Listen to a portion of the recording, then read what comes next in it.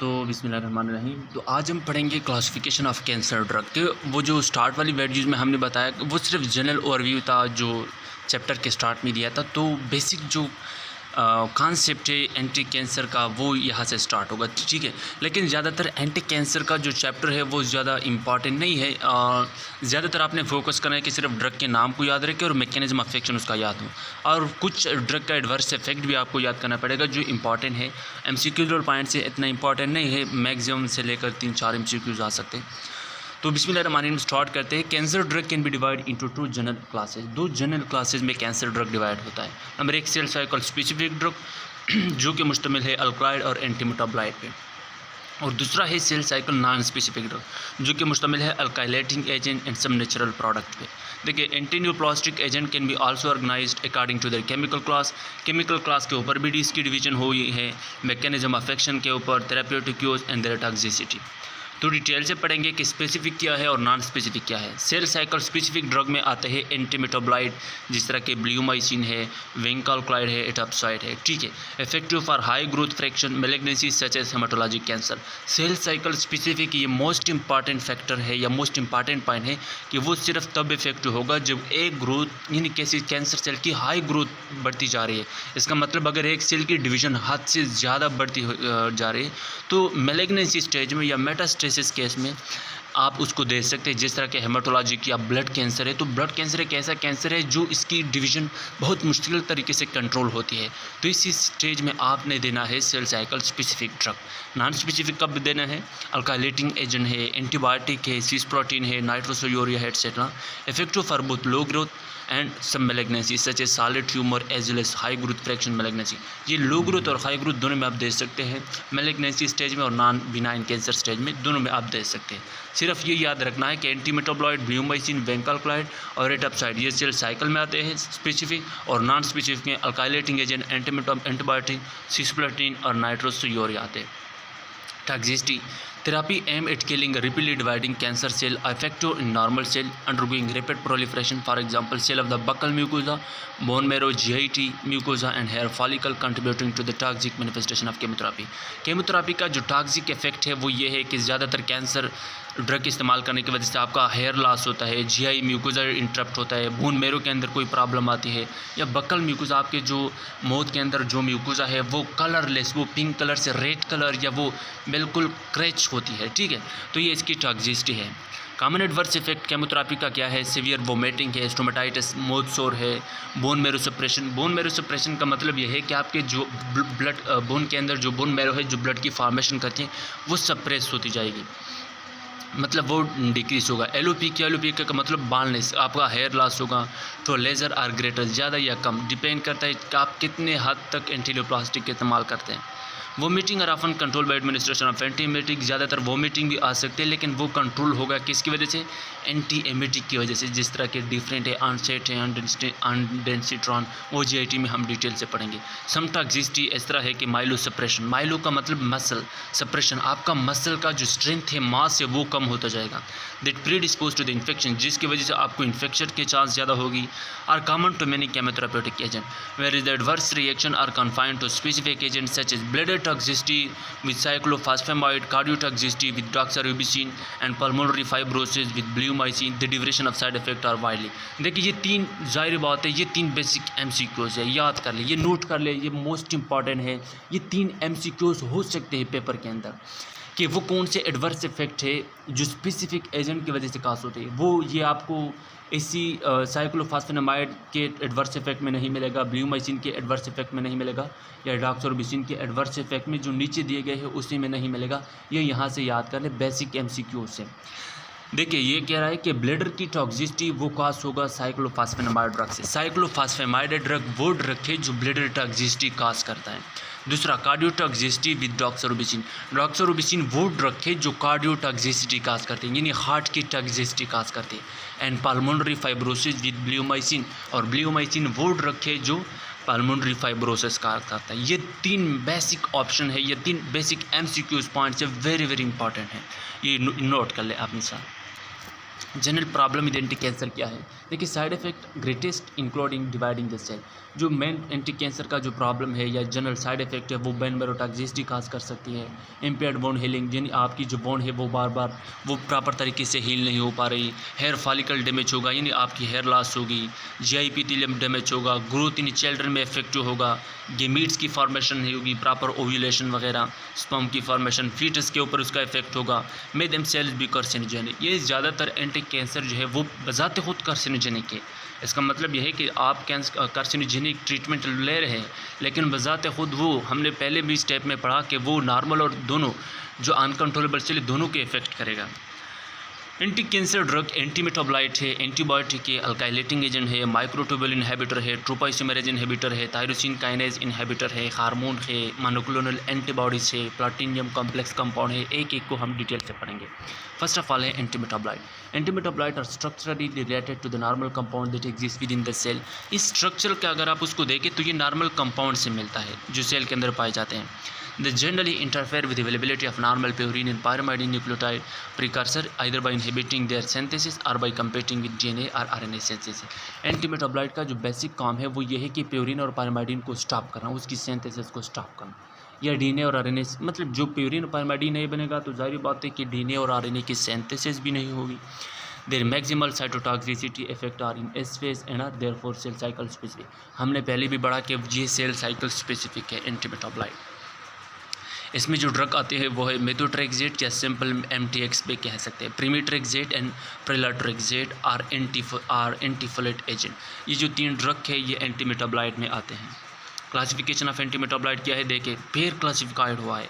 Folic acid antagonist का मतलब ये है कि वो ड्रग जो फॉलिक एसिड की जो बेसिक कंपोनेंट है, फॉलिक एसिड डीएनए और आरएनए की सिंथेसिस में रोल अदा करता है, वो एंटागोनिस्ट का मतलब कि वो ड्रग जो अगर आप दें तो फॉलिक एसिड की सिंथेसिस नहीं होगी, वो है मेथोट्रेक्सेट। प्यूरिन एंटागोनिस्ट क्या है, मतलब वो ड्रग जो आप दें तो प्यूरिन की फॉर्मेशन नहीं होगी, 6 मार्केप्टो प्यूरिन। वो ड्रग जो पायरिमाइडिन को स्टॉप करता है वो है 5-फ्लोरोयूरासेल।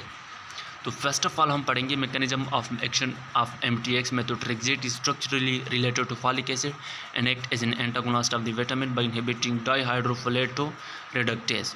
ये इसका काम क्या है कि फॉलिक एसिड को स्टॉप करना, लेकिन यहाँ पे जो इंजाइम है डाइहाइड्रोफोलेट रिडक्टेज इंजाइम, ये बेसिकली जो मेथोट्रेक्सेट है ये इंजाइम स्टॉप करता है। जब ये इंजाइम स्टॉप होगा तो डाइहाइड्रोफोलेट टेट्राहाइड्रोफोलेट में कन्वर्ट नहीं होगा। The enzyme that convert folic acid to its active coenzyme from tetrahydrofolic acid required for thymidine and purine synthesis। देखो मेथोट्रेक्सेट का काम है कि ये डाइहाइड्रोफोलेट रिडक्टेज इंजाइम को स्टॉप करता है, लेकिन ये इंजाइम क्या काम करता है, ये इंजाइम काम करता है कि डाइहाइड्रोफोलेट कन्वर्ट इनटू टेट्राहाइड्रोफोलेट में कन्वर्ट करता है। जो टेट्राहाइड्रोफोलेट जो मेन कंपोनेंट है प्यूरिन की फॉर्मेशन में मदद देती है, लेकिन जब ये आप मेथोट्रेक्सेट देते हैं तो ये इस इंजाइम को स्टॉप करता है और फिर प्यूरिन की फॉर्मेशन नहीं होगी। प्रीमेट्रेक्सेट इज एंटी मेटाबोलाइट, ये भी एंटी मेटाबोलाइट है, similar to the mechanism of methotrexate. Pemetrexed का mechanism of action exact like methotrexate है, लेकिन एडिशन सिर्फ ये है कि inhibiting DHRF dihydrofolic acid reductase. It also inhibit thymidylate synthetase another enzyme involve in the folate metabolism and DNA। ये भी same like that dihydrofolate reductase enzyme stop करता है, और इसके साथ साथ उसका जो नेक्स्ट स्टेप जो नेक्स्ट काम है वो ये है कि थायमिडाइलेट सिंथेटेज एंजाइम अनदर एंजाइम भी वो स्टॉप करते हैं जो कि फोलेट या फॉलिक एसिड की सिंथेसिस में मदद देते हैं। यानी ये DHRF एंजाइम के साथ साथ जो दूसरा एंजाइम रिक्वायर्ड है फॉलिक एसिड के लिए वो भी स्टॉप करता है pemetrexed. Pralatrexate is a newer anti metabolite that also inhibit. In pralatrexate ये सेम लाइक एक्शन है मैकेनिज्म ऑफ एक्शन मेथोट्रेक्सेट और पेमेट्रेक्सेट की जानिब से। इसका यूज़ क्या है, मेथोट्रेक्सेट कौन कौन से स्टेज में आप इस्तेमाल कर सकते हैं। Usually combination with other drug, ये यूजुअली कम्बिनेशन में देते हैं इन सिनर्जेटिक इफेक्ट के लिए। Is effective against acute lymphocytic leukaemia, acute lymphocytic leukaemia में आप देते हैं। बर्किट लिम्फोमा इन ए चिल्ड्रन, यानी जो चिल्ड्रन में आमतौर पर लिम्फोमा मतलब कि लिम्फ नोड के अंदर एक मास अपीयर हो जाए तो उसको हम बर्किट लिम्फोमा कहते हैं। ब्रेस्ट कैंसर फीमेल के अंदर देते हैं, ब्लैडर कैंसर चाहे हो, हेड एंड नेक कार्सिनोमा। तो pemetrexed is primary used in non small cell lung cancer. Pemetrexed आप देते हैं non small cell lung cancer cell में, और pralatrexate is used to relapsed और refracted T cell lymphoma. Relapsed या refracted T cell lymphoma का मतलब कि वो टी सेल लिम्फोमा जो बार बार अपीयर होता जाएगा, तो इसके साथ आप प्रेलाट्रेक्सेट अगर दे तो वो केस अपीयर दोबारा नहीं होगा। तो ये इसकी थेराप्यूटिक चीज़ से ये मोस्ट इंपॉर्टेंट है। एडवर्स इफेक्ट एंटीमेटाबोलाइट क्या है, देखिए मेथोट्रेक्सेट इज़ माइलोसप्रेसिव प्रोडक्शन। स्टार्ट में हमने पढ़ा कि माइलोसप्रेशन मसल की स्ट्रेंथ और वीकनेस काज करती है, प्रोड्यूस सीवियर लिकोपनिया। लिकोपनिया का मतलब वाइट ब्लड सेल के अंदर कमी आ जाएगी, बोन मेरो एप्लॉजिसिया मतलब फेल्यूर, बोन मेरो के अंदर ये फेल्यूर आ जाएगा कि वो बोन जो ब्लड की प्रोडक्शन है, red blood cell, white blood cell, platelet cell की प्रोडक्शन नहीं होगी, वहाँ पे थ्रोम्बोसाइटोपिनिया, प्लेटिलेट भी कम होगा। दिस एजेंट में produce severe GIT disturbance. GIT disturbance का मतलब वोमिटिंग होगा, नाजिया होगा एक्सेट्रा। रीनल टॉक्सिसिटी में occur because of precipitation, renal toxicity भी आ सकती है। तो ये सारे जो इसके एडवर्स इफेक्ट हैं। प्यूरिन एंटागोनिस्ट क्या है, देखिए 6 मार्केप्टोप्यूरिन, ये एक ऐसा 6 मार्केप्टोप्यूरिन ऐसा ड्रग है जो प्यूरिन को स्टॉप करता है। जो प्यूरिन नहीं बनेगा तो डीएनए और आरएनए की सिंथेसिस नहीं होगी, जब डीएनए आरएनए सिंथेसिस नहीं होगी तो कैंसर सेल नहीं बनेगा। This drug are believe to act similarly to inhibit purine based synthesis although their exact mechanism action are still uncertain. देखिए इसका काम है कि प्यूरिन को भंग करना, लेकिन एग्जैक्ट मैकेनिज्म ऑफ एक्शन अभी तक प्रॉपरली डेवलप नहीं हुआ है। इंडिकेशन कौन कौन से स्टेज में आप 6 मार्केप्टो दे सकते हैं। Mercapto use to develop used primarily for the maintenance of remission in a patient with acute lymphocytic leukemia and is given in combination with MTX। ये मेथोट्रेक्सेट के साथ कॉम्बिनेशन में भी आप दे सकते हैं और एक्यूट लिम्फोसाइटिक ल्यूकेमिया में भी आप दे सकते हैं। एडवर्स इफेक्ट उसका वेल टॉलरेट है, मतलब अगर आप कुछ लम्हे के लिए इस्तेमाल करें तो फिर वो इफेक्टिव नहीं होगा। माइलोसप्रेशन मसल वीकनेस काज करेगा, is generally with this drug. Long term mercaptopurine में कॉज हेपेटोटॉक्सिसिटी। अगर आप लॉन्ग टर्म के लिए 6 मार्केप्टो इस्तेमाल करें तो ये हेपेटोटॉक्सिसिटी, लिवर टॉक्सिसिटी काज कर सकते हैं। पायरामाइडिन एंटागोनिस्ट में हमने पढ़ा कि 5-फ्लोरोयूरासेल है। देखिए इसका काम है 5-फ्लोरोयूरासेल। मैकेनिज्म ऑफ एक्शन क्या है, fluorouracil is analogue of thymine in which methyl group is replace from fluorine atom. इसका काम है फ्लोरोयूरासेल के ये थायमीन को रिप्लेस करे by fluorine atom. Fluorine atom से मिथाइल को रिप्लेस करता है। तो जो बेसिक ऑप्शन है, जो बेसिक पॉइंट है वो ये है कि five fluorouracil is converted to five fluorodeoxyuridine monophosphate 5-DUMP which compete with deoxyribonucleic monophosphate DUMP for the enzyme thymidylate synthetase and prevent the synthesis of thymidine, the major building block of DNA। देखिए जो बार बार यहाँ पे point show होता जाएगा वो ये है कि थायमिडीन एक ऐसा एंजाइम है जो डीएनए की सिंथेसिस में मदद देता है। लेकिन अगर आप जब 5-फ्लोरोयूरासेल देता है तो 5-फ्लोरोयूरासेल पहले कन्वर्ट होगा 5-फ्लोरोडिऑक्सीरियोडीन में, मोनोफॉस्फेट में। तो ये जो 5-FDUMP 5-फ्लोरोडिऑक्सीरियोडीन मोनोफॉस्फेट है, इसका काम है कि वो सेम एंजाइम के साथ compete होता जाएगा जो थायमिडीन एंजाइम के साथ compete है, यानी वो थायमिडीन एंजाइम को स्टॉप करता है। जब वो थायमिडीन एंजाइम नहीं बनेगा तो डीएनए आरएनए की फॉर्मेशन नहीं होगी। तो ये पायरामाइडिन एंटागोनिस्ट था। पायरामाइडिन कब यानी कौन कौन से स्टेज में आप दे सकते हैं। इंडिकेशन उसका ये है कि five fluorouracil is exclusive use to treat solid tumour. Solid का मतलब बिनाइन ट्यूमर में आप दे सकते हैं, specially breast cancer, colorectal cancer जब कोलन में अपीयर हो जाए, गैस्ट्रिक स्टमक के अंदर, and squamous cell tumour of the head and neck. Head और नेक में जब स्क्वामोस सेल कैंसर अपीयर हो जाए तो ऐसी स्टेज में आप दे सकते हैं। एडवर्स इफेक्ट क्या है, मे कॉज नाजिया, वोमिटिंग, यानी नाजिया मतलब दिल मिल्ला होना, यानी जो आपका दिल नहीं करता खाने का या पीने का एक्सेट्रा। वोमिटिंग, माइलोसप्रेशन, मसल वीकनेस काज करता है, ओरल और जीआईटी डिस्टर्बेंस काज करता है। नाजिया, वोमिटिंग यूजुअली माइल्ड होगा। ये एक्चुअली इंडिकेशन और एडवर्स इफेक्ट है। पायरामाइडिन एंटागोनिस्ट क्या है, साइटेराबिन। देखिए साइटेराबिन एक ऐसा ड्रग है जो पायरामाइडिन को स्टॉप करता है। साइटेराबिन इस इंडिकेशन क्या है, cytarabine has a narrow clinical mechanism of action. यहाँ पे सैम्पल है वो ये है कि ये साइटेराबिन का काम है पायरामाइडिन नहीं बनेगा। जब पायरामाइडिन नहीं बनेगा तो डीएनए नहीं बनेगा, सिंथेसिस नहीं होगी तो माइटोसिस मियासिस नहीं होगा, सैम्पल। इंडिकेशन उसका ये है कि cytarabine has a narrow clinical spectrum and is primarily used with daunorubicin for the treatment of non-lymphocytic leukemia and acute lymphocytic leukemia।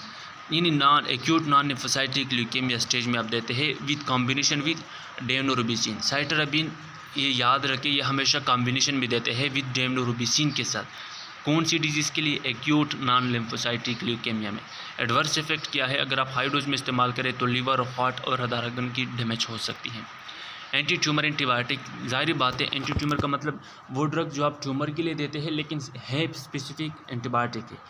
Anti tumour antibiotic on their such toxic action primary to their interaction with DNA leading to disruption of DNA function in addition to intercalation Their abilities to inhibit the 2-isomerase 1 and 2 to produce free radical also play a major role in their cytotoxic effect. This cell cycle non-specific with bleomycin an exception. देखिए antibiotic है तो bleomycin हमने पढ़ा था कि वो cell cycle specific में होगा, लेकिन जो बाकी जितनी भी एंटीबायोटिक है वो आप cell cycle non specific stage में आप देंगे, ठीक है। इसका काम है एंटीबायोटिक का कि डीएनए डिस्टर्ब करेगा, डीएनए मतलब वो ब्रेक करेगा, उसकी डैमेज होती जाएगी। और दूसरा उसका काम है कि 2-isomerase 1 and 2 ये मोस्ट इंपॉर्टेंट एंजाइम है डीएनए की फॉर्मेशन में, ये स्टॉप करेगा बाई एंटीबायोटिक की वजह से। लेकिन ये भी एक इम्पॉर्टेंट एमसीक्यू है कि ब्लियोमाइसिन जो है वो सेल साइकिल स्पेसिफिक ड्रग है, बाकी जितनी भी एंटीबायोटिक है वो सेल साइकिल नॉन स्पेसिफिक है, लेकिन ब्लियोमाइसिन एक ऐसा ड्रग है जो सेल साइकिल स्पेसिफिक से ताल्लुक़ रखता है। स्टार्ट में हमने पढ़ा एंटीबायोटिक में कौन कौन से आते हैं। एंथ्रासाइक्लिन में डॉक्सोरोबिसिन आता है, या एड्रामाइसिन भी कह सकते हैं, डेनोरोबिसिन भी कह सकते हैं, ब्लियोमाइसिन, एक्टिनोमाइसिन डी और मिटोमाइसिन, ये सारे एक वन स्टेप बाय स्टेप हम पढ़ेंगे। फर्स्ट ऑफ ऑल है doxorubicin and daunorubicin. Mechanism of action उसका क्या है, देखिए this drug intercalate between base pair inhibit 2-isomerase 2 and also generate free radical. इसका काम है कि ये जो बेस पेयर है 2-isomerase 2 को इनहिबिट करना, 2-isomerase 2 जब ये बंद करेगा और इसके साथ साथ फ्री रेडिकल जनरेट पैदा करती है, और फ्री रेडिकल का काम है टॉक्सिसिटी प्रोड्यूस करना। They block RNA DNA synthesis and cause strand cessation. Strand cessation का मतलब कि स्ट्रैंड वहाँ पे कट जाएगा।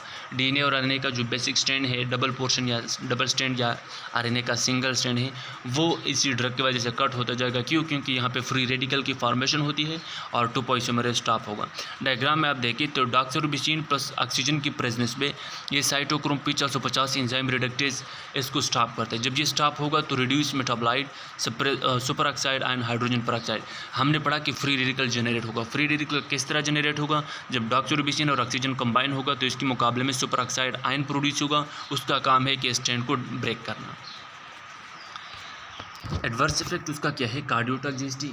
देखिए हमने फर्स्ट स्टेज में हमने पढ़ा कि डॉक्सोरोबिसिन एक ऐसा ड्रग है जो कार्डियोटॉक्सिसिटी काज करता है। ये मोस्ट इंपॉर्टेंट है। वो क्यों? क्योंकि फ्री रेडिकल की फॉर्मेशन होगी यहाँ पे। एक्यूट फॉर्म एरेथमिया भी काज करता है। एरेथमिया का मतलब इरेगुलर हार्ट बीट, ईसीजी के अंदर चेंजेस होगी।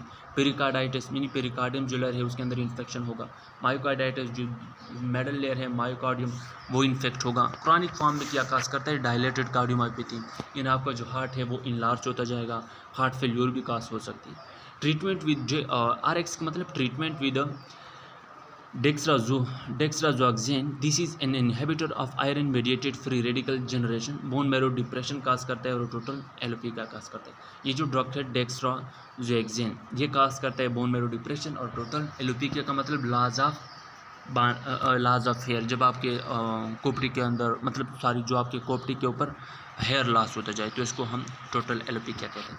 मिटोमाइसिन सी का क्या काम है, मिटोमाइसिन का मैकेनिज्म ऑफ एक्शन ये है कि एंटी न्यूप्लास्टिक एंटीबायोटिक है that alkylate DNA and thereby cause strand breakage inhibition of DNA synthesis. इसका काम है कि डीएनए का जो डबल स्ट्रैंड है वो ब्रेक होता जाएगा मिटोमाइसिन सी की वजह से। जब वो ब्रेक होगा तो डीएनए की सिंथेसिस नहीं होगी। ये जाहिर बात है। ये देखिए ये जो जितनी भी हम पढ़ रहे हैं ये सारी किसकी डीएनए ब्रेक होगी, स्ट्रैंड किसका ब्रेक होगा, प्रोटीन किसकी इनहिबिशन होगी, ये सारे हम न्यूप्लास्टिक या ट्यूमर सेल के हम पढ़ रहे हैं, ठीक है। इंडिकेशन कौन कौन से स्टेज में आप देते हैं, देखिए primary used in combination with vinblastine as a salvage therapy for the breast cancer. ये मिटोमाइसिन आप ज़्यादातर विनवर्स्टीन के साथ कॉम्बिनेशन में देते हैं ब्रेस्ट कैंसर को स्टॉप करने के लिए। Adverse effect mitomycin produce delay and prolong myelosuppression, muscle weak होगा और इसके साथ प्लेटलेट और लिकोसाइड के अंदर भी वो इफेक्ट आती जाएगी, यानी वो भी डैमेज होगा स्लाइटली। एक्टिनोमाइसिन डी क्या है, actinomycin D intercalate DNA and thereby prevent DNA transcription and messenger RNA synthesis. Actinomycin का काम है कि ये मैसेंजर आरएनए नहीं बनेगा और इसके साथ डीएनए की ट्रांसक्रिप्शन नहीं होगी। जब डीएनए की ट्रांसक्रिप्शन नहीं होगी तो जाहिर बात है आरएनए नहीं बनेगा। This drug is given IV intravenously and is clinically used is limited to the treatment of trophoblastic gestational tumor। gestational का मतलब जब प्रेगनेंसी के अंदर कोई ट्यूमर अपीयर हो जाए तो इस स्टेज में आप एक्टिनोमाइसिन एंटीबायोटिक दे सकते हैं। इसका काम है डीएनए की ट्रांसक्रिप्शन को स्टॉप करना। पेडियाट्रिक ट्यूमर भी आप दे सकते हैं such is Wilms tumour and Ewing sarcoma. Ewing sarcoma और वेलिस ट्यूमर एक ऐसा ट्यूमर है जो ज़्यादातर चिल्ड्रन में अपीयर होता है, तो इस स्टेज में आप एक्टिनोमाइसिन दे सकते हैं। ब्लियोमाइसिन जो हमने पढ़ा कि ब्लियोमाइसिन एक एक्सेप्शनल केस है, ये सेल साइकिल स्पेसिफिक में आते हैं। This drug has greatest effect on neoplastic cell, पर G2 फेज में ज़्यादातर उसका इफेक्ट होगा। अब cell cycle, although bleomycin intercalate DNA, the major cytotoxicity is believed to result in ion catalyzed free radical formation in DNA strand break। Bleomycin का काम है कि ये फ्री रेडिकल फॉर्मेशन होगी इसके अंदर। ब्लियोमाइसिन प्रोड्यूस करता है फ्री रेडिकल और इसके साथ साथ डीएनए का जो डबल स्ट्रैंड है वो ब्रेक होगा। इंडिकेशन कौन से स्टेज में आप दे सकते हैं, देखिए हेचकेन और नॉन हेचकेन डिटेल में आप पढ़ेंगे एनीमिया चैप्टर में। एचएन के अंदर हेचकेन कैसे कहते हैं और नॉन हेचकेन, सिंपल याद रखें, अगर Reed Sternberg cell appear होगा तो हेचकेन है, और अगर Reed Sternberg cell appear नहीं होगा तो उसको नॉन हेचकेन ट्यूमर या लिम्फोमा कहते हैं। टेस्टिकुलर कैंसर में आप दे सकते हैं, सेवरल सॉलिड ट्यूमर में भी आप दे सकते हैं। ये इंडिकेशन है ब्लियोमाइसिन का। एडवर्स इफेक्ट क्या है, माइलोसप्रेशन, मसल वीक होगा, और मोस्ट सीरियस टॉक्सिसिटी क्या है, पाल्मोनरी फाइब्रोसिस, जो का हमने स्टार्ट में पढ़ा था। ठीक है, इसका ब्लियोमाइसिन का मैकेनिज्म ऑफ एक्शन क्या था, वो ये है कि डीएनए का डबल स्ट्रैंड ब्रेक होना। अल्काइलेटिंग एजेंट में कौन से आ सकते हैं, alkylating agent exert their cytotoxic effect by covalently binding to the DNA, ये डीएनए के साथ कोवेलेंट बॉन्ड बनाते हैं ये drug. Alkylation of DNA is probably crucial cytotoxic reaction that is lethal to the tumour cell, ये tumour cell के लिए बहुत लेदल है, डैमेजिंग है, क्योंकि जाहिर बात है कि ये ड्रग कोवेलेंट बॉन्ड बनाते हैं ट्यूमर के साथ। Alkylating agent do not discriminate between cycling and resting phase, even they are most cytotoxic for repair dividing cell। देखिए इसके एक खूबी ये है कि ये साइटिंग, रेस्टिंग और साइक्लिंग या डिवीजन फेज दोनों में आप देख सकते हैं। तो अगर कोई ट्यूमर सेल है वो रेस्टिंग स्टेट में है वो भी इनहिबिट करते हैं, और अगर कोई डिवाइजिंग स्टेज है तो उसको ज़्यादातर इफेक्ट करते हैं जब सेल की डिवीजन हो रही हो। They are used in combination with other agent to treat wide variety of lymphatic and solid cancer। solid cancer या wide variety मुख्तलिफ तरह के कैंसर में आप देख सकते हैं। In addition to being cytotoxic, all are mutagenic and carcinogenic and can be lead to secondary malignancies such as acute leukemia। ज़्यादातर ये साइटोटॉक्सिक है क्योंकि इसके अंदर नॉर्मल सेल भी डैमेज होगा, तो इसी वजह से इस अल्काइलेटिंग की वजह से आपको सेकेंडरी मैलिग्नेंसी भी हो सकती है। ये एडवर्स इफेक्ट है। देखिए ये एक चेन है अल्काइलेटेड डीएनए का। अल्काइलेटेड डीएनए का मतलब कि मानो अल्काइलेशन, अल्काइलेशन का मतलब अल्काइल ग्रुप यहाँ से रिमूव होता जाएगा। फिर इंटरकेलेशन, इसके साथ क्रॉस लिंक इंटरकेलेशन और फिर क्रॉस लिंक इंट्रास्टेन। इसका मतलब यह है कि ये अल्काइलेटिंग एजेंट वो एजेंट है जो डबल स्ट्रैंडेड डीएनए के साथ अटैच होगा, तो कोवेलेंट बॉन्ड यहाँ पे बनेगा, तो ये मोस्ट इफेक्टिव ड्रग है। अल्काइलेटिंग एजेंट बना द फ्राइटनिंग मतलब खतरमंद। Development of the valve was introduced in the World War II। Compound was nitrogen must। The nitrogen mustard is known as to serve to inhibit the cell growth, especially in the bone marrow। Shortly after the war, this compound were investigated and shown inhibit the growth of cancer cell। Alkylating agent जब second world war repair हो रहा था, तो इसी stage में ज़्यादातर जो British और इसके साथ चाइनीज़ पीपल के दरमियान हुआ था, तो चाइनीज़ पीपल को उसने यही ड्रग दिया था, नाइट्रोजन दिया था, कि वो ज़्यादातर काम हो सके, क्योंकि इसका काम है कि वो कैंसर सेल को बिल्कुल बंद करना, और दूसरा उसको ये ड्रग एक्साइटेशन बॉडी के अंदर प्रोड्यूस होता है। तो जाहिर बात है जब ब्रिटिश और चाइनीज़ के अंदर जो वार हो रहा था, तो ब्रिटिश का जो बेसिक मकसद था कि वो चाइनीज़ पीपल से काम करना था, तो वो एक्साइटेशन ये ड्रग उसके अंदर चाइनीज़ पीपल के अंदर मार्फिन दे देते और ज़्यादातर ये ड्रग देते कि वो ज़्यादातर एक्साइटेड हो और ज़्यादातर काम कर सके। तो इसी तरह ये कैंसर सेल के लिए बहुत इफेक्टिव है। मैकेनिज्म क्या है, nitrogen mustard inhibit cell reproduction by binding irreversible with nucleic acid DNA. The specific type of chemical bonding is वाल अल्काइलेशन, यानी ये डीएनए के साथ इरिवर्सिबल कोवेलेंट बॉन्ड बनाता है जो डीएनए की फॉर्मेशन को स्टॉप करता है। ये इसका मैकेनिज्म ऑफ एक्शन है। आफ्टर अल्काइलेशन, जब अल्काइलेशन हो जाए, अल्काइलेशन का मतलब जब डीएनए के साथ कोवेलेंट बॉन्ड बनाता है कोई ड्रग, तो इसको हम अल्काइलेशन कहते हैं। DNA is unable to replicate, फिर इसके बाद डीएनए की रिप्लिकेशन नहीं होगी। जब डीएनए की रिप्लिकेशन होगी तो प्रोटीन की सिंथेसिस नहीं होगी और डीएनए का और जो सेल का ग्रोथ है वो स्टॉप होता जाएगा। Consequently cell reproduction is inhibited and cell eventually dies, cell पर डाई होगा, मर जाएगा from inability to maintain its metabolic function, क्योंकि वो मेटाबॉलिक फंक्शन मेंटेन नहीं करता, डिवीजन नहीं करता, तो सेल क्या होगा, उसको डाई होगा। अल्काइलेटिंग एजेंट में आपके पास आते हैं साइक्लोफॉस्फेनामाइड, बुसल्फेन, कार्मस्टीन, लोमस्टीन, माल्फेलेन और थायोट्रिपा एक्सेट्रा। ये अल्काइलेटिंग एजेंट है, याद रखना। अल्काइलेटिंग एजेंट में फर्स्ट ऑफ ऑल जो ड्रग है वो है साइक्लोफॉस्फेनामाइड। देखिए it's prodrug that is activated by P450 enzyme to its active form phosphoramide. देखिए साइक्लोफॉस्फेनामाइड ये प्रो ड्रग है। प्रो ड्रग का मतलब ये अनस्टेबल है, पर स्टेबल कंडीशन में अपीयर होगा फास्फेनामाइड, लेकिन ये P450 जो लीवर के अंदर पाए जाते हैं साइटोक्रोम P450 एंजाइम, इसकी वजह से वो फास्फेनामाइड में कन्वर्ट होगा। The active drug alkydes group nucleophilic group on DNA base, particularly on N7 position of guanine. This lead to cross-link the base, abnormal base pairing and DNA strand breakage and is used in the treatment of etc. इसका मकसद ये है कि ये जो nitrogen mustard है ये guanine के साथ अटैच होगा डीएनए के बेस पेयर पे और गुआनिन को स्टॉप करता है। जब गुआनिन की फॉर्मेशन नहीं होगी तो गुआनिन बॉन्ड बनाता है विद थायमिन के साथ विद एडानिन। गुआनिन बॉन्ड बनाता है विद एडानिन के साथ। तो जब ये बॉन्ड नहीं बनेगा तो प्यूरिन पैरामाइडिन नहीं बनेगा। जब प्यूरिन पैरामाइडिन नहीं बनेगा तो डीएनए की फॉर्मेशन नहीं होगी। ये कौन सी स्टेज में आप दे सकते हैं? नॉन हेजकिन लिम्फोमा में आप दे सकते हैं, लिम्फोसाइटिक लिम्फोमा में आप दे सकते हैं। It is potent immunosuppression in breast और ओवरियन कैंसर में आप दे सकते हैं एटसेट्रा। एडवर्स इफेक्ट क्या है उसका? एलोपीकिया का मतलब लॉस ऑफ हेयर आपका लॉस होगा, नाजिया, वोमिटिंग। माइलोसप्रेशन का मतलब मसल वीक होगा एंड हेमोरेजिक सिस्टाइटिस। देखिए हेमोरेजिक सिस्टाइटिस का मतलब ब्लडर इन्फेक्शन, यानी ब्लडर के अंदर ब्लीडिंग हो गई, तो ये इसका एडवर्स इफेक्ट अल्काइलेटिंग साइक्लोफॉस्फेनामाइड का। ब्लडर देखिए स्टार्ट में हमने पढ़ा कि साइक्लोफॉस्फेनामाइड का जो मोस्ट इंपॉर्टेंट इफेक्ट है वो है ब्लडर हेमोरेजिक सिस्टाइटिस या ब्लडर कैंसर। अल्काइलेटिंग एजेंट दूसरा है nitrosourea, carmustine, lomustine. Carmustine, lomustine are closely related to nitrosourea. Nitrosourea are highly lipophilic and reach cerebrospinal fluid concentration that are about 30% of plasma concentration. कार्मस्टीन, लोमस्टीन ज़्यादातर closely related है नाइट्रोसोरियाज के साथ। नाइट्रोसोरियाज का मतलब है कि वो कंपाउंड जो नाइट्रोजन पर मुश्तमिल हो। तो ये एक ऐसे ड्रग है जो CSF को भी क्रॉस कर सकता है, यानी वो ब्रेन के भी यानी ब्लड ब्रेन बैरियर जो लेयर है उसको क्रॉस करके 30% जो प्लाज्मा कॉन्सेंट्रेशन है वो ब्रेन में भी जा सकता है। मैकेनिज्म ऑफ एक्शन क्या है? नाइट्रोसोयूरिया या carmustine, lomustine exert cytotoxic effect by alkylation that inhibit replication. ये डीएनए की रिप्लिकेशन बंद करता है। इवेंचुअली आरएनए एंड प्रोटीन की सिंथेसिस नहीं होगी। इंडिकेशन कैन स्टेज में आप देख सकते हैं एक्सेलेंट CNS पेनाट्रेशन है। जाहिर हमने पढ़ा कि ये वाहिद ड्रग है जो CNS में पेनाट्रेट होता है, यानी जो ब्लड ब्रेन बैरियर को क्रॉस करके ब्रेन के अंदर जा सकता है। Carmustine, lomustine have been used to treat a brain tumour. तो जाहिर बात है ये मोस्ट इंपॉर्टेंट पॉइंट है MCQ लेवल के लिहाज से कि वो कौन सा ड्रग है जो ब्रेन में जा सकता है, वो है कार्मस्टीन और लोमस्टीन, क्योंकि ये CSF के अंदर जा सकता है ब्लड ब्रेन। और CSF के अंदर क्यों जा सकते हैं? क्योंकि ये दोनों लिपोफिलिक है। लिपोफिलिक का मतलब लिपिड से बना हुआ मटेरियल है। तो जाहिर बात है हमने पढ़ा था कि ब्लड ब्रेन बैरियर वो मटेरियल क्रॉस कर सकते हैं जो लिपिड से बना हुआ होता है। तो ब्रेन ट्यूमर में आप ये दोनों ड्रग इस्तेमाल कर सकते हैं।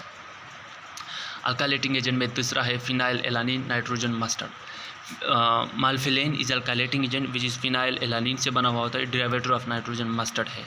Aldous melphalan can be given orally, ये ज़्यादातर आप ओरली इस्तेमाल करते हैं। The plasma concentration different from the patient to patient due to variation in intestinal absorption and metabolism. एक बंदे का दूसरे बंदे के अंदर इसके अंदर कॉन्सेंट्रेशन का प्लाज्मा के अंदर जो कॉन्सेंट्रेशन है वो डिफरेंट होगा, क्योंकि ये इंटेस्टाइनल एब्जॉर्प्शन पर डिपेंड करता है। Melphalan is primarily use to treat multiple myeloma. Multiple myeloma का मतलब प्लाज्मा सेल माइलोमा। अगर प्लाज्मा के अंदर ज़्यादातर ट्यूमर अपीयर है तो उसको मल्टीपल माइलोमा कहते हैं। ब्रेस्ट कैंसर या ओवरियन कैंसर में आप देख सकते हैं। अच्छा, तीसरा है अल्काइल सल्फोनेट या बुसल्फेन। इंडिकेशन बुसल्फेन का क्या है? देखिए busulfan is administered orally to treat chronic granulocyte lymphoma. Chronic granulocyte lymphoma में आप दे सकते हैं। इन एज पेशेंट, अगर ओवर एज पेशेंट है 50 या 60 से अबव है, busulfan can cause pulmonary fibrosis. Most important है busulfan cause pulmonary fibrosis. Like other alkylating agent, all of this agent are leukaemogenic. Leukaemogenic का मतलब कि ये white blood cell cancer cause कर सकते हैं। ये एडवर्स इफेक्ट है। एडवर्स इफेक्ट में माइलोसप्रेशन, मसल वीकनेस, कभी कभार नाज़िया, वोमिटिंग भी काज कर सकता है। और हाई डोज में जब आप इस्तेमाल कर सकते हैं तो फेटल पल्मोनरी फाइब्रोसिस, ये बच्चे का जो पल्मोनरी है लंग है उसकी वजह से नमूनिया भी काज हो सकती है। नामोथोरैक्स, हेमोथोरैक्स भी काज हो सकते हैं। तीसरा है thiotepa. Thiotepa is converted repeatedly by the liver to its active metabolite TEPA, यानी triethylene phosphoramide. It is active in a bladder cancer. ये ब्लडर कैंसर के लिए मोस्ट इंपॉर्टेंट है thiotepa. First of all TEPA में कन्वर्ट होगा ट्राइथाइलफिनॉइल फॉस्फोरामाइड। Microtubule inhibitor हम पढ़ेंगे कि microtubule the mitotic spindle is a part of larger intracellular skeleton cytoskeleton that is essential for the movement of structure occurring in the cytoplasm of follicular. देखिए microtubule का काम है कि वो साइटोप्लाज्म के अंदर मौजूद होते सेल को मूवमेंट प्रोवाइड करना। तो माइक्रोट्यूब्यूल इनहिबिटर वो इनहिबिटर जो सेल को मतलब जो माइक्रोट्यूब्यूल बंद करे। जब माइक्रोट्यूब्यूल बंद होगा तो साइटोस्केलेटन का जो मूवमेंट है वो परफॉर्म नहीं होगा। The mitotic spindle consist of chromatin plus system of microtubule composed of protein tubulin. Mitotic spindle is essential for equal participating of DNA into two daughter cells that are formed with eukaryotic cell divide. Several plant-derived substances used as anti-cancer drug disrupt the process by affecting equilibrium between polymerized and depolymerized form of microtubule, thereby causing cytotoxicity. Simple इसका मकसद ये है कि microtubule inhibitor वो inhibitor है जो microtubule inhibit करे, बंद करे। और माइक्रोट्यूब्यूल का काम क्या है सेल के अंदर? वो साइटोस्केलेटन सेल को मूवमेंट प्रोवाइड करना। Microtubule inhibitor tubulin binding agent vinca alkaloid. देखिए cellular mechanism of action of vinca alkaloid is prevention of microtubule assembly causing cell. इसका मकसद ये है कि इसका मैकेनिज्म ऑफ एक्शन विंकल-क्लाइड का ये है कि जब ज़्यादातर माइक्रोट्यूब्यूल इसकी जो असेंबली है वो नहीं होगी। जब ज़्यादा माइक्रोट्यूब्यूल की असेंबली नहीं होगी तो सिर्फ एक माइक्रोट्यूब्यूल मूवमेंट प्रोवाइड नहीं कर सेल को मूवमेंट प्रोवाइड नहीं कर सकती। जब ज़्यादा माइक्रोट्यूब्यूल एक जगह इकट्ठे रह रहे हैं तो ये कौन इनहिबिट करेगा? विंकल-क्लाइड। इसमें कौन कौन से ड्रग आ सकते हैं विंकल-क्लाइड? इसमें विनब्लास्टीन, विनक्रिस्टीन, विनडिसिन एंड विंडोरिल्बिन और alkaloid drive from periwinkle plant या विंकारोजा। ये एक प्लांट है, इससे हम विनब्लास्टीन, विनक्रिस्टीन, विनडिसिन और विंडोरिल्बिन ड्रग ऑब्टेन कर सकते हैं। इस ड्रग का काम है कि ये माइक्रोट्यूब्यूल का जो असेंबली है वो इनहिबिट करता है, ठीक है। और माइक्रोट्यूब्यूल की जब असेंबली नहीं होगी तो सेल की मूवमेंट नहीं होगी, सेल की मूवमेंट नहीं होगी तो सेल वहीं पे स्टैटिक कंडीशन में रहेगा। मैकेनिज्म ऑफ एक्शन सेम है, जाहिर बात है। आप देख सकते हैं कि असेंबली नहीं होगी माइक्रोट्यूब्यूल के अंदर। जो असेंबली नहीं होगी तो जाहिर बात है क्या होगा? सेल स्टैटिक स्टेट में होगा। विंकल-क्लाइड इंडिकेशन कौन कौन से स्टेज में देते हैं? Vinblastine is used in combination with bleomycin and cisplatin for metastatic testicular tumour. Metastatic testicular cancer के लिए 3 ड्रग एट ए टाइम इस्तेमाल कर सकते हैं, विनब्लास्टीन, ब्लूमाइसिन और cisplatin. Vincristine is used in combination with prednisone. Prednisone एक स्टेरॉइड है to induce remission in childhood leukaemia. यानी अगर बच्चे में ल्यूकेमिया है, WBC कैंसर है तो इसके लिए आप क्या दे सकते हैं? विनक्रिस्टीन, लेकिन प्रेडेंसर के साथ। Vinorelbine is used to treat non small cell lung cancer and breast cancer. Adverse effect क्या है? नेवरोटॉक्सिसिटी, पैरास्थेसिस का मतलब कि नमनेस। फॉर एग्जांपल नमनेस का मतलब क्या है? आपको टिंगलिंग, नमनेस, आपके हाथ और पाँव को कुछ पता नहीं चलेगा जब आप उसको टच करें। लॉस ऑफ रिफ्लेक्स आपका लॉस होगा। फुट ड्रॉप होगा कि मतलब इसका यह है कि फुट ड्रॉप का मतलब कि आपका जो पाँव है वो ड्रॉप होगा, मतलब वो पैरालाइज होगा। और एटाक्सिया मेंटली प्रॉब्लम होगी। एटाक्सिया मतलब पागलपन जिसको हम कह सकते हैं। माइक्रोट्यूब्यूल इनहिबिटर कौन कौन से? दूसरा है पैक्लीटेक्सेल और डॉक्टेक्सेल का ना, टेक्सेन जिसको हम कहते हैं। This drug act by interfere with mitotic spindle by preventing microtubule disassembly into tubulin marble. इसका ये काम है कि वो माइक्रोट्यूब्यूल की असेंबली को स्टॉप नहीं करेगा, बल्कि ये ट्यूबुलिन के साथ अटैच बिल्कुल भी नहीं होगा। जो माइक्रोट्यूब्यूल है वो जाहिर बात है कि जब वो फंक्शनल होगा तो ट्यूबुलिन के साथ अटैच होगा, लेकिन ये ड्रग पैक्लीटेक्सेल और डॉक्सीटेक्सेल का काम है कि वो ट्यूबुलिन के साथ अटैचमेंट नहीं होने देगा। मैकेनिज्म क्या है? Drug are active in the M phase, ये एम फेज में एक्टिव होगा, बट अनलाइक विंकल-क्लाइड, लेकिन विंकल-क्लाइड की तरह they promote polymerisation and stabilisation of polymer rather than disassembly. ये कौन सी स्टेज को प्रोमोट करेगा? Polymerisation and stabilisation. देखिए यहाँ पे माइक्रोट्यूब्यूल की असेंबली होगी लेकिन वो फंक्शनल नहीं होगी। सिंपल याद रखें, सिंपल मैकेनिज्म ऑफ एक्शन ये है पैक्लीटेक्सेल और डॉक्सीटेक्सेल का कि माइक्रोट्यूब्यूल आएगा, आपस में इकट्ठा होगा, असेंबली बनेगी, लेकिन वही असेंबली इफेक्टिव नहीं होगी, यानी वो सेल को मूवमेंट प्रोवाइड नहीं कर सकती। इसका मैकेनिज्म ऑफ एक्शन ये है। थेराप्यूटिक यूज़ क्या है? Docetaxel and paclitaxel have become central component of regimen for treating metastatic ovarian cancer, breast cancer, lung, head and neck cancer के लिए इस्तेमाल होता है। एडवर्स इफेक्ट में न्यूट्रोफिनिया मतलब न्यूट्रोफिल कम होगा, और पेरिफेरल न्यूरोपैथी। पेरिफेरल न्यूरोपैथी का मतलब जो आपका पेरिफेरल नर्व्स है वो डैमेज होगा। मैकेनिज्म ऑफ एक्शन सेम है, यहाँ पे असेंबली बनेगी लेकिन वो असेंबली इफेक्टिव नहीं होगी। Simple. Hormone. Several type of hormone dependent cancer, especially breast, prostate, endometrial cancer, response to the treatment with their corresponding hormone antagonist. Estrogen antagonist आप दे सकते हैं primarily used in the treatment of breast cancer, और androgen antagonist भी दे सकते हैं जो कि प्रोस्टेट के लिए है। देखिए एस्ट्रोजन एंटागोनिस्ट ये ब्रेस्ट कैंसर के लिए इफेक्टिव है, और एंड्रोजन एंटागोनिस्ट जो कि मेल रिलेटेड है वो प्रोस्टेट कैंसर से रिलेटेड है। ठीक है, तो ये आप दे सकते हैं लिम्फोसाइटिक ल्यूकेमिया और लिम्फोमा, दोनों हालात में आप दे सकते हैं। ग्लूकोकार्टिकाइड भी आप दे सकते हैं। This are integral component of curative therapy from acute lymphocytic leukaemia, non Hodgkin lymphoma, Hodgkin disease, इसी में आप स्टीराइड दे सकते हैं। प्रिडेंसन जो most important potent synthetic anti inflammatory corticosteroid है, इसका मतलब प्रिडेंसन, ये सेकेंड फोर्थ सेमेस्टर में आप पढ़ेंगे। प्रिडेंसन ये एक स्टीराइड है जो कि lymphocytic leukaemia, हैचकेन, non Hodgkin lymphoma में आप दे सकते हैं। ठीक है, एंटी इन्फ्लेमेटरी मतलब जहाँ पे इन्फ्लेमेशन हो वो स्टॉप करेगा प्रिडेंसन।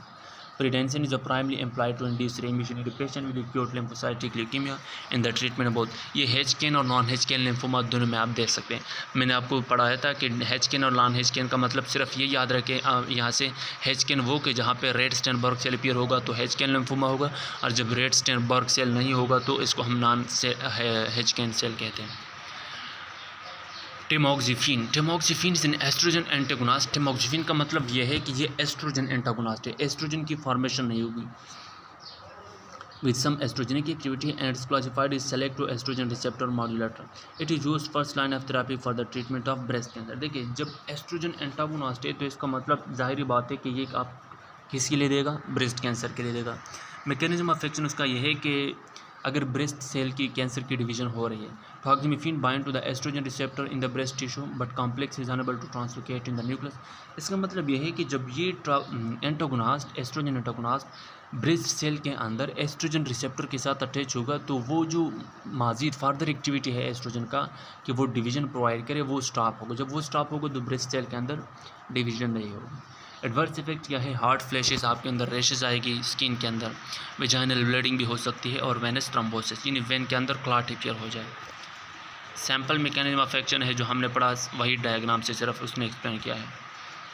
aromatase inhibitor, aromatase reaction is responsible for the extra adrenal synthesis of estrogen from androstenedione. This takes place in the liver, fat, muscle, skin and breast tissue including breast and malignancy. Peripheral aromatization is important source of estrogen and postmenopausal women. Aromatase inhibitor decrease the production of estrogen in this woman. देखिए जाहिर बात है, simple याद रखना कि aromatase inhibitor वो inhibitor है जो आपका एस्ट्रोजन लेवल कम करे। जब एस्ट्रोजन लेवल कम होगा तो ब्रेस्ट के अंदर डिवीजन कम होगी, तो आपका जो ब्रेस्ट कैंसर है वो कंट्रोल में रहेगा। This drug inhibit aromatase enzyme. Aromatase वो एंजाइम है जो इंपॉर्टेंट है एस्ट्रोजन की फॉर्मेशन के लिए। जब आपने एरोमाटेज इनहिबिटर के जरिए एरोमाटेज एंजाइम को बंद किया तो एस्ट्रोजन और एंड्रोजन की फॉर्मेशन नहीं होगी। जब इन दोनों हार्मोन की फॉर्मेशन नहीं होगी तो टेस्टिकुलर या फॉर एग्जांपल प्रोस्टेट कैंसर या ब्रेस्ट कैंसर वो नहीं होगा। ठीक है, used in the treatment of post menopausal women with metastatic breast cancer. Adverse effect bone pen है और पेरिफेरल। ज़्यादातर आप एरोमाटेज इनहिबिटर कौन से हालात में आप दे सकते हैं कि जब पोस्ट मेनोपॉजल वोमेन है, वो वोमेन या वो फीमेल जब मेनोपॉज स्टेज में आ जाए तो उसी में अगर ब्रेस्ट कैंसर अपीयर हो जाए तो इस स्टेज में आप एरोमाटेज इनहिबिटर दे सकते हैं। देखिए एस्ट्रोजन क्या है, estrogen has been used in the treatment of post prostate cancer. Estrogen inhibit the growth of prostate tissue by blocking production of LH. Oestrogen वो काम करता है जो LH और FSH की प्रोडक्शन को स्टॉप करे। जब वो स्टॉप होगा तो ब्रेस्ट कैंसर स्टॉप होगा। एडवर्स इफेक्ट क्या है, थ्रोम्बोएम्बोलाई यानी माइकोडिन इन्फेक्शन, स्ट्रोक, हाइपरकैल्सीमिया का मतलब कैल्शियम ज़्यादा होगा प्लाज्मा के अंदर, और इसके साथ साथ गिनेकोमिस्टिशिया एंड इंपॉर्टेंस का मतलब सेक्सुअल डिज़ायर आपका ख़त्म होगा। गिनेकोमिस्टिशिया का मतलब ये है कि आपका ब्रेस्ट फीमेल की तरह, मेल के अंदर आपका ब्रेस्ट फीमेल की तरह अपीयर होगा, गिनेकोमिस्टिशिया या गिनेकोमेस्टिया। तीसरा है GnRH analogue, gonadotropic releasing hormone analogue. ये इसका मतलब यह है कि इसमें आते हैं लोप्रिलाइड, गेसोरिलिन और ट्रेप्टोरिलिन। ये एनालॉग है effective in the management of prostatic कार्सिनोम। ये प्रोस्टेटिक कार्सिनोम यानी जब आपका प्रोस्टेट के अंदर, प्रोस्टेट ग्लैंड के अंदर कैंसर अपीयर हुआ है, वो क्यों, किसकी वजह से, क्योंकि एंड्रोजन हार्मोन की वजह से। तो एंड्रोजन हार्मोन को स्टॉप करने के लिए जो ड्रग अपीयर है ये वो है leuprolide, goserelin and triptorelin. Mean given in constant dose, जब आप हमेशा देते हैं, दे इनहिबिट रिलीज ऑफ, इस ड्रग का काम है कि LH और FSH हार्मोन को स्टॉप करना। जब ये स्टॉप होगा तो आपके अंदर जो टेस्टोस्टेरोन हार्मोन है या एंड्रोजन वो सिक्रीशन नहीं होगी। जब वो नहीं होगी तो प्रोस्टेट का जो साइज है वो कम होता जाएगा। एडवर्स इफेक्ट क्या है? एडवर्स इफेक्ट गिनाकोमेस्टिया है, हेमाचोरिया है, इंपॉर्टेंस है टेस्टिकुलर अट्राफी, आपका टेस्टी डिक्रीज साइज होगा। हेमाचोरिया का मतलब कि यूरिन के साथ ब्लीडिंग हो गई।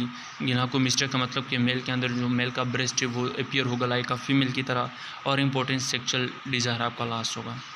Monoclonal antibody they are created by B lymphocyte, माने वो एंटीबॉडी है जो बी लिम्फोसाइट पैदा करती है फ्रॉम इम्यूनाइज्ड माइस और हैमस्टर या माइस से। माइस जो ज़्यादातर ह्यूमन हेयर के अंदर या हेड के अंदर जो पाए जाते हैं, माइस या हैमस्टर भी कह सकते हैं।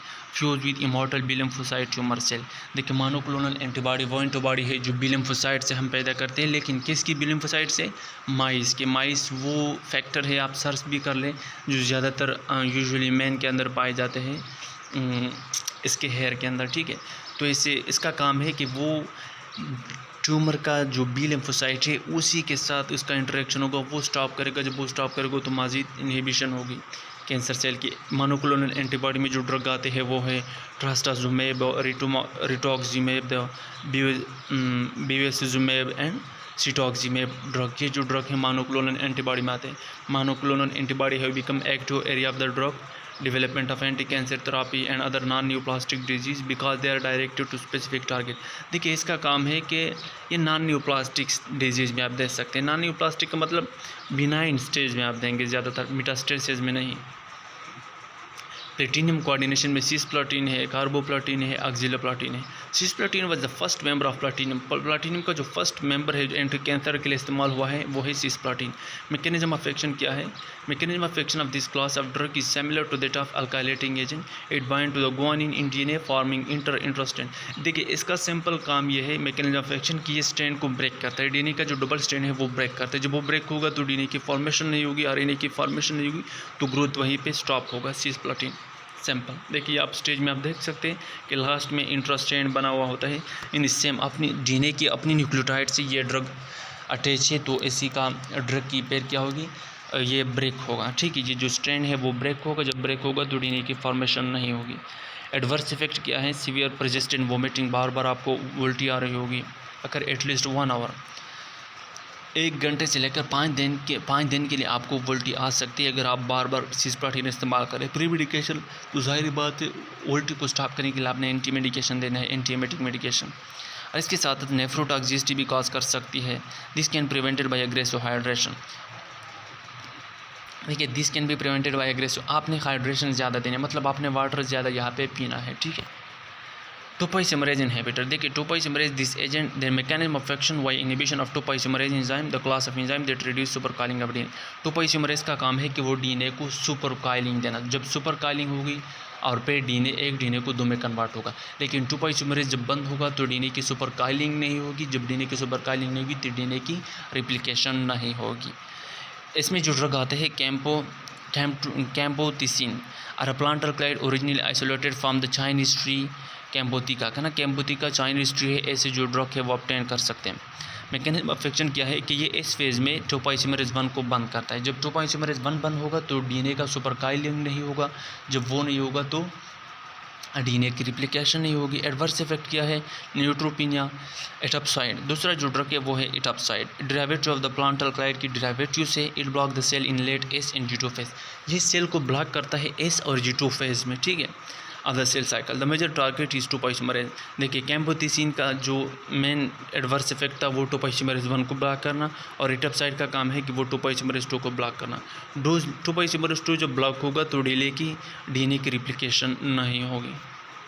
Tyrosine kinase inhibitor, tyrosine kinase are a family of enzymes that are involved in the several important processes within a cell including signal transduction and cell division। देखिए ये सिग्नल जब आप टायरोसिन काइनेज इनहिबिटर देते हैं तो tyrosine enzyme का काम है कि वो एक DNA से दूसरे DNA को मैसेज पहुंचाना। जब टायरोसिन बंद होगा तो एक DNA से दूसरे DNA की तरफ मैसेज या सिग्नल नहीं जाएगा, तब आपका डिवीज़न कंट्रोल होगा। Many tyrosine kinase inhibitor are available. मुख्तलिफ़ तरह के टायरोसिन काइनेज इनहिबिटर है जो कि अवेलेबल है। एग्जांपल एमिटिनेब, यानी NIB के लास्ट जब भी आएगा तो इसका मतलब कि टायरोसिन काइनेज इनहिबिटर है। और इसके साथ साथ नीलोटिनेब है, एमिटेनेब है। Imatinib is used for the treatment of chronic myelogenous leukaemia, CML, chronic myelogenous leukaemia में आप देख सकते हैं। It act as a signal transduction inhibitor used specifically to inhibit tumour tyrosine kinase activity. यानी ट्यूमर सेल के अंदर जो tyrosine का एंजाइम है वो बंद होगा, जब वो बंद होगा तो सिग्नल बंद होगा, सिग्नल बंद होगा तो डिवीजन कंट्रोल होगा। The ability of imatinib to occupy the kinase pocket prevent the phosphorylation of tyrosine of substrate molecule and hence inhibit the subsequent step to lead the cell proliferation. जाहिर बात है, जब cell की proliferation तब stop होगी जब signal नहीं होगा, जब सिग्नल नहीं होगा तो आपका सेल डिवीजन कंट्रोल में होगा। This agent are available in oral formulation, ये ज़्यादातर ओरल में आप देते हैं। That are associated with notable toxicity. जो टॉक्सिसिटी उसको काज करती है वो है फ्लूइड रिटेंशन। बॉडी के अंदर ये फ्लूइड रिटेंशन काज करेगा। फ्लूइड रिटेंशन का मतलब बॉडी के अंदर एडिमा काज हो सकती है। और QT प्रोलॉन्गेशन, जो ECG का Q और T है वो प्रोलॉन्ग होगा, ठीक है। Q और T वेव है वो प्रोलॉन्ग होगा। मिससेलेनियस एजेंट, मिससेलेनियस एजेंट का मतलब ये है कि वो एजेंट जो दूसरी डिजीज़, यानी जो सिर्फ एंटी कैंसर के लिए दूसरी मकसद के लिए भी आप दे सकते हैं, इसको हम मिससेलेनियस एजेंट कहते हैं। इसमें है एस्परजिनेज और interferon. Asparaginase, asparaginase catalyse the determination of asparagine to aspartic acid and ammonia. Asparaginase वो एंजाइम है जो एस्परजीन को एस्पार्टिक एसिड में कन्वर्ट होता है, ठीक है। Asparaginase is used in combination therapy to treat childhood. ये कब आप दे सकते हैं? एक्यूट लिम्फोसाइटिक ल्यूकेमिया के। मैकेनिज्म ऑफ एक्शन उसका ये है कि some neoplastic cell require external source of asparagine because of their limited capacity to synthesise sufficient amount of amino acid to support growth and function. देखिए, कुछ tumour cell के लिए एस्परजिन की ज़रूरत होती है। वो इसलिए कि वो ज़्यादातर अमीनो एसिड नहीं बना सकते वो ट्यूमर सेल। जब आप ज़्यादातर अमीनो एसिड नहीं बना सकते तो उसका फंक्शन पे इफेक्ट होगा ट्यूमर सेल के अंदर। लेकिन जब आप एस्परजिनेज इनहिबिटर देते हैं तो एस्परजिनेज इनहिबिटर एस्परजीन नहीं बनेगा, एस्पार्टिक एसिड नहीं बनेगा, एमोनिया नहीं बनेगा, तो वो ट्यूमर के लिए जो एस्परजीन रिक्वायर्ड है वो नहीं होगा। जब वो नहीं होगा तो ट्यूमर का जो फंक्शन है वो इफेक्ट होगा। L-asperginase hydrolyze blood aspergine and thus drive the tumor cell and amino acid which is needed for protein synthesis। हमने पहले भी पढ़ा कि ट्यूमर सेल के लिए कुछ एस्परजीन जो अमाइनो एसिड है उसकी ज़रूरत होती है। लेकिन जब आप L-asperginase इनहिबिटर देते हैं तो इसका काम है कि L-asperginase इनहिबिटर का केस एस्परजीन नहीं बनेगा। जो एस्परजीन नहीं बनेगा तो वो ट्यूमर सेल के एस्परजीन रिक्वायर्ड है, वो इसका जो फंक्शन है ट्यूमर का या ग्रोथ है वो इफेक्ट होगा। इंटरफेरॉन एक्चुअली प्रोटीन है। Human interferon is biological response modifier है। मैकेनिज्म क्या है? Interferon interact with surface of receptor on the cell at which side of exert their effect. Bound interferon are neither internalise or degraded as consequence of binding of interferon series of complex. देखिए, interferon एक complex protein है। ये ज़्यादातर injection में पाए जाते हैं। जब लास्ट स्टेज हो किसी कैंसर का पेशेंट का, ये एक इंजेक्शन की शक्ल में पाई जाती है। इंटरफेरॉन ये कॉम्प्लेक्स मैकेनिज्म इम्यून सिस्टम का एक्टिवेट करता है। कॉम्प्लेक्स का मतलब कि अगर आपके पास स्टेज 1 है तो इंटरफेरॉन का काम है कि स्टेज 1 2 एक्टिवेट करता है, 2 3 एक्टिवेट करता है, 3 4 एक्टिवेट करता है। तो ये 8000 से लेकर शायद आज 12000 तक इसका जो इंजेक्शन का जो कीमत है वो 8 से लेकर 12000 तक है। तो ये एक ऐसा इंजेक्शन है जो आप देंगे, एक्चुअली स्टेरॉइड है, इम्यूनो एक्टिव है, आपका इम्यूनो सिस्टम एक्टिव करता है। जब इम्यूनो सिस्टम एक्टिव होगा तो कैंसर कंट्रोल में होगा। This include synthesis of enzyme, ये मुख्तलिफ तरह के एंजाइम सिंथेसाइज करता है जो इफेक्टिव होगा। सेपरेशन ऑफ सेल प्रोलिफरेशन, यानी जो सेल की डिवीजन है वो सप्रेस करता है, वो कम करता है। एक्टिवेशन ऑफ मैक्रोफेज, मैंने कहा कि ये मैक्रोफेज एक्टिवेट करता है, इम्यून सिस्टम बूस्ट अप करता है। एंड इंक्रीज साइटोटॉक्सिसिटी, और लिम्फोसाइट की साइटोटॉक्सिसिटी भी बढ़ा देती है। How the exact mechanism by which interferon is unknown, exact mechanism उसका अननोन है, लेकिन आप कौन से स्टेज में आप दे सकते हैं? Leukaemia, chronic myeloid leukaemia, acquired immuno deficiency syndrome, AIDS में आप दे सकते हैं, ल्यूकोप्साई सरकोमा में आप दे सकते हैं, ठीक है। तो प्रिवेंटिव ऑफ कैंसर केमोथेरेपी, देखें, बोन मैरो सप्रेशन, इसका मतलब ये है कि prevention management of cancer chemotherapy का मैनेजमेंट क्या है। जो फर्स्ट वाला है वो अपीयर नहीं हो रहा, लेकिन हम कोशिश करेंगे कि पढ़ लेंगे यहाँ पे। Bone marrow suppression, filgrastim, colony stimulating factor, MTX toxicity, folic acid, इसका मतलब ये है कि अगर बोन मैरो सप्रेशन आपके अंदर इन ड्रग की साइड इफ़ेक्ट की वजह से बोन मैरो सप्रेस हो रही है, तो ऐसी में आप फेलिग्रेस्टिज्म, ये एक ड्रग है, ये एज एंटीडोट आप देंगे। अगर मेथोट्रेक्सेस की टॉक्सिसिटी हो रही है, तो मेथोट्रेक्सेस की टॉक्सिसिटी वजह से आपका अंदर फॉलिक एसिड कम होगा, तो ये इसका जो मेन इफेक्ट है वो फॉलिक एसिड के ऊपर पड़ेगा। साइक्लोफॉस्फेनामाइड टॉक्सिसिटी का है वो MESNA के ऊपर होगा, सिस्प्लोटीन का एमोफिस्टिन के ऊपर होगा, और एंथ्रासाइक्लिन टॉक्सिसिटी का डाक्सर। ये सेम ड्रग है जो हमने स्टार्ट में पढ़े। तो जब आप पढ़ेंगे वीडियो को गौर से देखें, तो गौर करने के बाद आपको पता चल जाएगा कि जो लास्ट स्टेप है आप खुद इस पर ऊपर सोचें कि ये क्या कह रहा है, ठीक है। तो ये हो गया एंटीन्यूप्लास्टिक। बाकी जो चैप्टर है इंशाल्लाह वो 2-3 दिन में मैं आप अपलोड कर लूँगा इसी चैनल के ऊपर। तो जो ऑफिशियल चैनल है आप उसको लिंक सब्सक्राइब करके press icon button and likes. अगर कोई क्वेश्चन हो तो कमेंट सेक्शन में आप कमेंट करके हमें बताएं, मैं आपको रिस्पांस दूँगा, ठीक है। थैंक यू, अपना ख्याल रखें, अल्लाह निगहबान।